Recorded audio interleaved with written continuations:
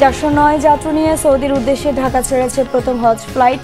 যাত্রীদের সাথে দায়িত্বশীল আচরণ করার আহ্বান ধর্মমন্ত্রীর। 25 বছর আগে খুন হওয়া চিত্রনায়ক সোহেল চৌধুরীর মামলার রায় আজ। অভিযুক্ত 9 আসামির মধ্যে 5 জন পলাতক।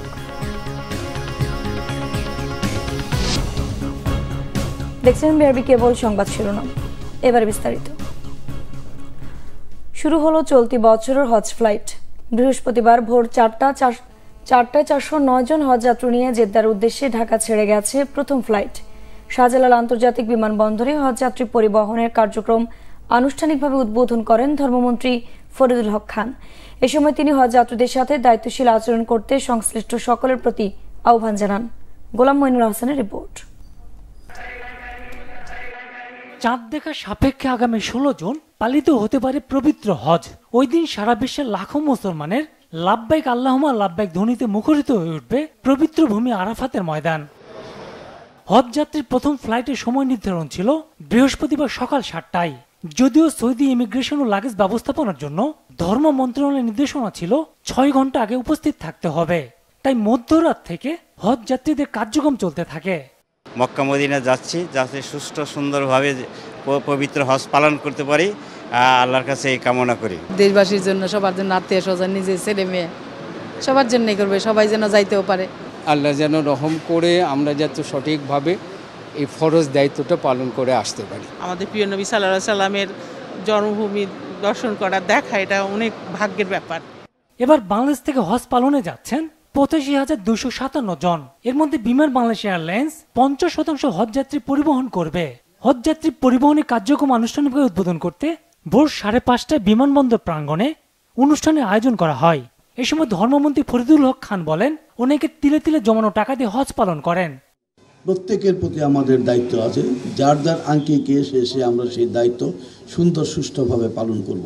আল্লাহ পাক সেই দায়িত্ব সুন্দর সুষ্ঠুভাবে পালন করার তৌফিক দান করুক এবং সবার দায়িত্বের মধ্য দিয়ে এই হজ সম্পূর্ণ হোক, সুন্দরভাবে সফল হোক, সার্থক হোক এবং আগামী দিনে এই হজ যাত্রীরা তাদের যাত্রাটা শুভ হোক এবং কবিলত হজ হিসেবে কবুল করে সুস্থ শরীরে আবার দেশে আসার আল্লাহ পাক তৌফিক দান করুক। বিমানের ব্যবস্থাপনা পরিচালক ও সিইও শফিউল আজিম জানান, সৌদি আরবে হজযাত্রী পরিবহনে মোট 116টি ডেডিকেটেড ফ্লাইট ও ফিরতি পথে 125টি ডেডিকেটেড ফ্লাইটের ব্যবস্থা রেখেছে বাংলাদেশ বিমান। গোলাম মইনুল হাসান, বাংলা ভিশন, ঢাকা। 25 বছর আগে চিত্রনায়ক সোহেল চৌধুরীর খুনের ঘটনায় দায়ের করা মামলার রায় ঘোষণার জন্য আজ দিন ধার্য রয়েছে। ঢাকার দ্রুত বিচার ট্রাইব্যুনাল 2 এর বিচারক অরুণাভ চক্রবর্তী এ রায় ঘোষণা করবেন। তবে মামলার অভিযুক্ত 9 আসামির মধ্যে 5 জনই পলাতক। পলাতকরা হলেন ব্যবসায়ী আজিজ মোহাম্মদ ভাই ওরফে আব্দুল আজিজ, ট্রাম্প ক্লাবের মালিক আফাকুল ইসলাম সেলিম খান, হারুনুর রশিদ ওরফে লেদার লিটন ও আদনান সিদ্দিকী। এছাড়া আসামি আশিস রায় চৌধুরী, তারিক সাইদ মামুন ও ফারুক আব্বাসী জামিনে আছেন। আর কারাগারে আছেন সানজিদুল ইসলাম ইমন। 1998 সালে 17 ডিসেম্বর রাজধানীর বনানী ট্রাম্প ক্লাবের সামনে সোহেল চৌধুরীকে গুলি করে হত্যা করে সন্ত্রাসীরা। খুন হওয়ার পরের বছর 9 জনের বিরুদ্ধে অভিযোগপত্র দেওয়া হয়। 2001 সালের বিচার শুরুর আদেশ হয়। ওই আদেশ চ্যালেঞ্জ করে এক আসামি উচ্চ আদালতে গেলে আটকে যায় বিচার কার্যক্রম। পরে উচ্চ আদালতের আদেশে আবার বিচার কার্যক্রম 2022 সালে শুরু হয়। পানির দাম 30% বাড়ানোর সিদ্ধান্ত নিয়েছে চট্টগ্রাম ওয়াসা। অথচ তাদের উৎপাদিত $50 কোটি লিটার পানির মধ্যে 15 কোটির বিল হয় না। পানির দাম না বাড়িয়ে ওয়াসার 30% সিস্টেম লসের নামে চুরি বন্ধের পরামর্শ নাগরিক সমাজের। ভর্তুকি না দেওয়ার সরকারি সিদ্ধান্তের পর দাম বাড়ানো ছাড়া উপায় নেই বলছে চট্টগ্রাম ওয়াসা। চট্টগ্রাম থেকে নাসির উদ্দিনের রিপোর্ট, ক্যামেরায় ছিলেন সাইফুল ইসলাম। চট্টগ্রাম মহানগরীতে ওয়াসার পানির আবাসিক সংযোগ ৭৮,৫৪২টি ও অনাবাসিকে ৭,৭৬৭টি। দৈনিক ৩৬ কোটি লিটার পানি ব্যবহার করছে এসব গ্রাহক। সম্প্রতি আবাসিকে 1000 লিটার পানির দাম 18 টাকা থেকে বাড়িয়ে 23 টাকা 40 পয়সা ও বাণিজ্যিকে 31 টাকা থেকে 55 টাকা 50 পয়সা করতে সরকারের কাছে অনুমোদন চায় ওয়াসা। মন্ত্রণালয়ের অনুমোদন পেলেই কার্যকর হবে ওয়াসার সিদ্ধান্ত। ঋণের টাকা পরিশোধ করতে পানির দাম বাড়াচ্ছে ওয়াসা। তবে আগে সিস্টেম লস সহ অন্যান্য খরচ কমানোর পরামর্শ দিয়েছে ক্যাব। ওয়াসা সিস্টেম লস, অনিয়ম, দুর্নীতি এগুলো যদি বন্ধ করে তাহলে কিন্তু এই ওয়াসাতে কোনো ধরনের দাম বাড়ানোর প্রয়োজন পড়বে না। উনি লোন করেছেন, লোনের টাকা পরিশোধ করতে হবে। আর ভাই আপনি লোন করেছেন কেন? যেই প্রজেক্ট ফেল করবে, যেই প্রজেক্টের মানে 2 দিন পর পর আপনাকে প্রজেক্ট রিভাইজ করতে হবে, সেরকম ফিজিবিলিটি স্টাডি ছাড়া আপনি যে প্রজেক্টগুলো করেছেন, মানুষের উপর দুর্দশা চাপিয়ে দিয়েছেন, এটার দায়ভার তো আপনাকেই নিতে হবে। নাগরিক সমাজের প্রতিনিধিরা বলছেন, মূল্যস্ফীতির মধ্যে পানির দাম বাড়ানো মরার উপর খাড়ার ঘা হয়ে দেখা দেবে নাগরিকদের উপর।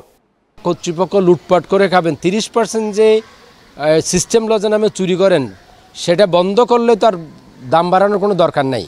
তাহলে এইকে যে সেবা খাত প্রতিষ্ঠানগুলোকে, রাষ্ট্রের যে স্ট্যাটুটরি বডিগুলো আছে, যারা নাগরিকদের প্রতিষ্ঠান, রাষ্ট্রের প্রতিষ্ঠান, তাদের কি দায়িত্ব দেওয়া হয়েছে সরকারি নাগরিকের সম্পত্তি চুরি করার জন্য শুধুমাত্র?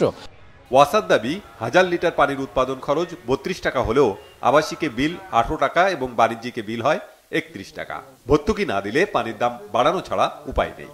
এই প্রতিষ্ঠানটাকে যদি আপনি চালাইতে হয়, বিদেশি লোন নিয়ে আমরা যে বিকল্পগুলো করেছি, সরকারের লোন দিছে, প্রকল্পগুলো করেছি, এখন এই বছর থেকে সরকারের ইন্টারেস্ট পেমেন্ট শুরু হবে, প্রিন্সিপাল পেমেন্ট শুরু হবে, বিদেশিদের লোন পেমেন্ট শুরু করতে হবে, পুরাতন লোন যেগুলো নিয়েছি সেগুলো পেমেন্ট করতে হবে। তো এই সবগুলো পেমেন্ট যদি আমি করতে যাই, তাহলে আমি এই টাকাটা কোথায় পাবো?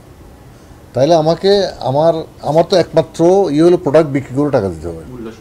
এবং প্রধানমন্ত্রীর বক্তব্য হলো যে তোমরা প্রোডাক্ট বিক্রি করে টাকা দিবা, আমি কোনো ভর্তুকি দিতে পারবো না। বাংলাদেশ সরকার কোনো ভর্তুকি দেওয়ার জন্য এখানে আসে নাই। প্রায় 10,000 কোটি টাকা ঋণের বোঝা বইছে চট্টগ্রাম ওয়াসা। তাদের উৎপাদিত 50 কোটি লিটার পানির মধ্যে 15 কোটির কোনো বিল হয় না। এই সিস্টেম লস কমালে গ্রাহকদের উপর চাপ কমবে বলছেন সংশ্লিষ্টরা। Bangla vision news desk. দর্শক, ছিল এখনকার মতো। পরের সংবাদ সকাল 11টায়। এছাড়া বাংলা ভিশন সংবাদ ও সংবাদ সংশ্লিষ্ট অনুষ্ঠান দেখতে ভিজিট করুন www.bbnews24.com ও facebook.com/banglavisionnews এবং সাবস্ক্রাইব করুন youtube.com/banglavisionnews। ধন্যবাদ।